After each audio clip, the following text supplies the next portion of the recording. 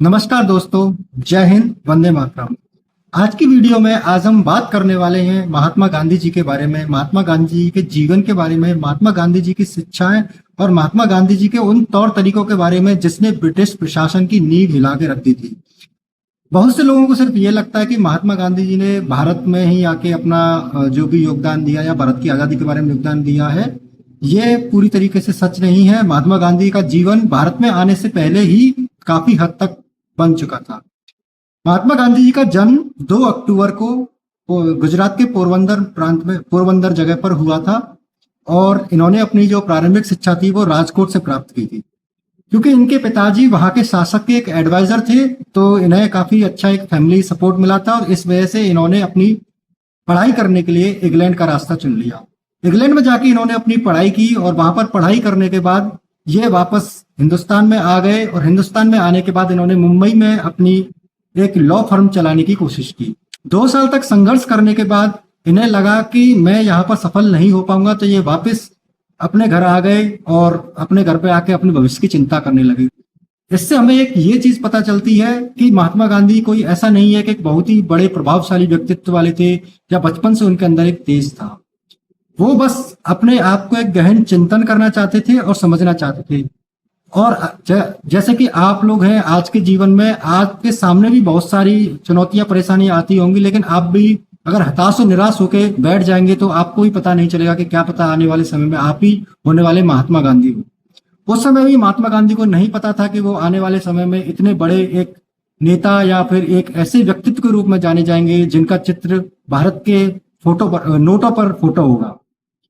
तो वहां से जब वो अपने घर पर पहुंचे, तो क्योंकि उन्होंने वकालत तो की ही हुई थी, तो उनके पास एक दक्षिण अफ्रीका से एक हिंदुस्तानी थे जो चाहते थे कि वो उन्हें लीगली रिप्रेजेंट करें।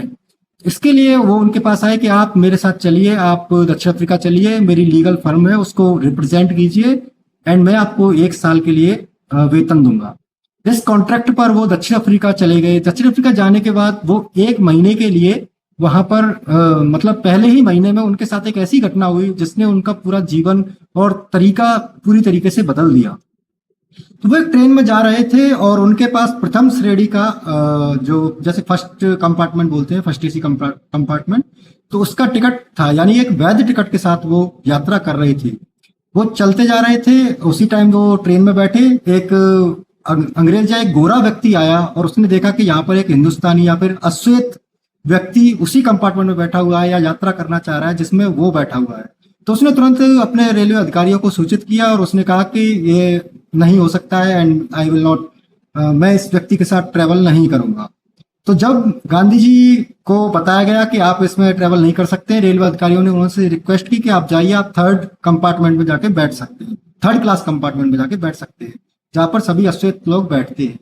तो जब गांधी जी ने कहा, विरोध किया कि मेरे पास एक वैध टिकट है और मैं ऐसा क्यों करूं, तो उन लोगों ने कहा कि नहीं, यहाँ पर हम जो है सिर्फ श्वेत लोगों के लिए ही रेलवे का कंपार्टमेंट अवेलेबल कराते हैं।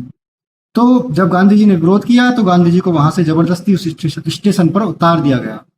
लेकिन गांधी जी ने कोई हिंसात्मक प्रतिक्रिया नहीं की। वो वहां पर बैठे, पूरी रात बैठे रहे प्लेटफॉर्म पर। पूरी रात बैठने के बाद उन्होंने सोचा कि क्या किया जाए। वो जानते थे कि वो अकेले हैं, वो कुछ नहीं कर सकते हैं। अगर वो किसी को पीटेंगे, मारेंगे तो उसके बदले में उन्हें जेल हो जाएगी या फिर कहीं डालेंगे। ऐसा नहीं है कि वो जेल जाने से डरते थे, लेकिन क्या उसका इम्पैक्ट कितना होता, कुछ भी नहीं। तो उन्होंने सोचा कि अंग्रेजों से कैसे डील किया जाए। तो वो जानते थे कि अंग्रेज अपने आप को क्या दिखाते हैं, अंग्रेज अपने आप को एक सभ्य दिखाते हैं। वो बोलते हैं कि हम हाई क्लास सोसाइटी के लोग हैं, वी आर डिसिप्लिन्ड एंड हम रूल्स को फॉलो करते हैं। तो गांधी जी ने सोचा क्यों ना मैं इनसे रूल्स के अकॉर्डिंग ही डील करूं। तो इसके लिए उन्होंने क्या किया, इसके लिए उन्होंने पिटिशंस डाला शुरू, क्योंकि वो काफी पढ़े लिखे थे, इंग्लिश भी अच्छे से जानते थे। तो उन्होंने वहां के जुडिशरी के लिए पिटिशंस डालना शुरू कर दिया। वो कंटिन्यूसली पिटिशंस डालते गए और एक वक्त के बाद उनकी पिटिशंस को सुनने के बाद वहां के जो जज थे उन्होंने कहा कि ठीक है, हम आपने जो भी पिटिशंस डाली है इसके ऊपर हम एक्शंस लेंगे। और उस रेलवे अधिकारी के खिलाफ कार्रवाई हुई एवं जो ये भी वहां पर एक आदेश निकाला गया कि जो नॉन वाइट लोग हैं उनको भी फर्स्ट स्टैंडर्ड और 2nd जो कंपार्टमेंट है उनमें ट्रेवल करने की परमिशन दी जाएगी। तो गांधी जी की ये अंग्रेजों के खिलाफ पहली जीत थी। लेकिन क्या ये जीत काफी थी? नहीं।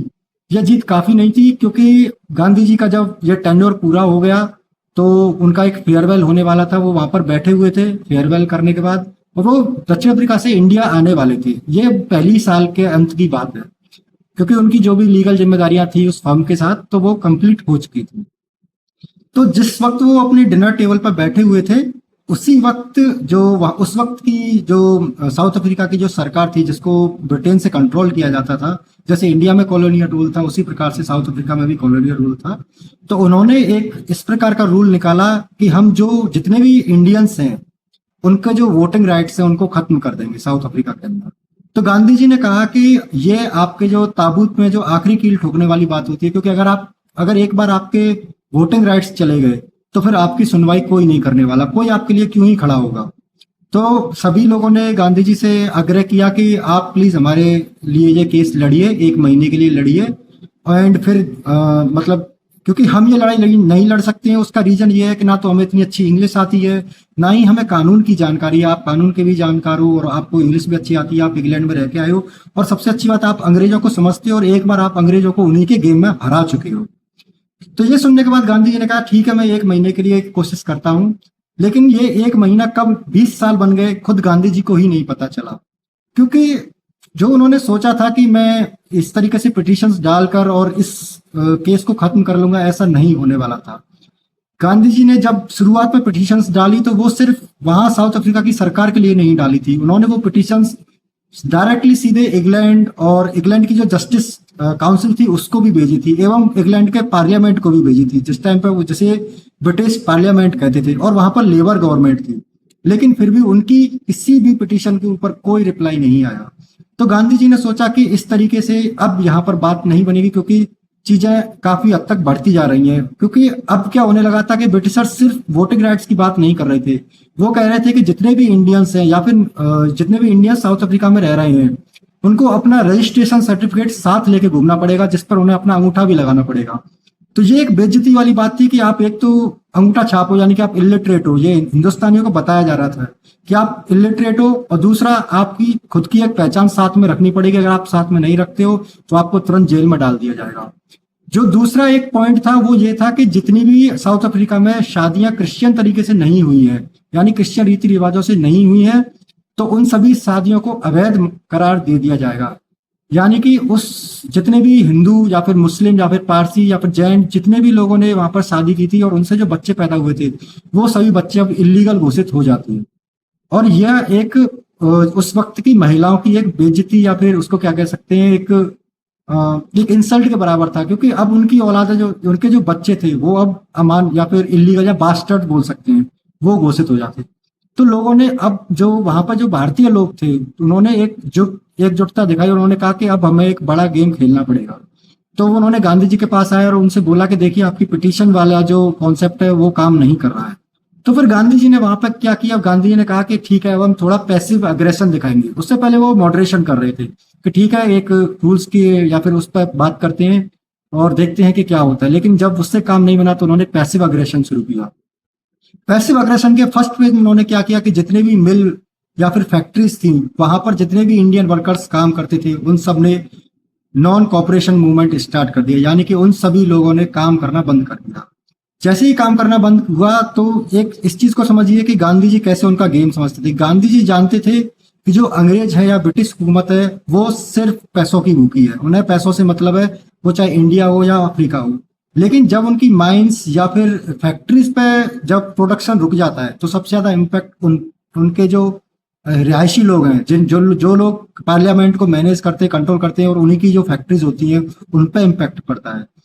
तो उन लोगों ने तुरंत ही वहां की गवर्नमेंट पर प्रेशर बनाया कि ये साउथ अफ्रीका में हो क्या रहा है। जब वहां पर प्रेशर बना तो पार्लियामेंट में इस चीज के ऊपर बहस हुई, गांधी जी को बुलाया गया। गांधी जी ने वहां पर गांधी जी से वहीं पर साउथ अफ्रीका की गवर्नमेंट ने ही बात की और गांधी जी ने उनसे कहा कि ये मेरे मुद्दे हैं, इन मुद्दों पर मुझे बात करनी है।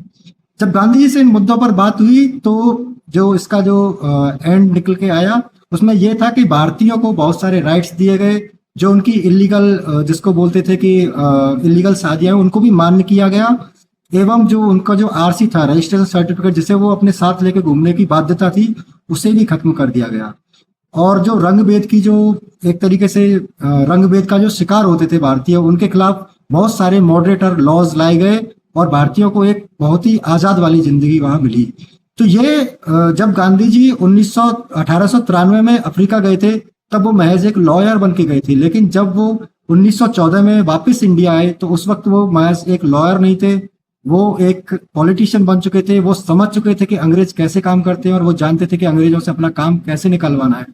वो ये समझते थे कि हिंसा के तरीकों से आप अंग्रेजों से नहीं लड़ सकते हो, क्योंकि आज सोचिए उस वक्त का ब्रिटिश एम्पायर आज के अमेरिका की तरह ही था, आप उससे लड़ाई में नहीं जीत सकते हो, तो उसके लिए आपको उनके ही तरीकों से जीतना पड़ेगा।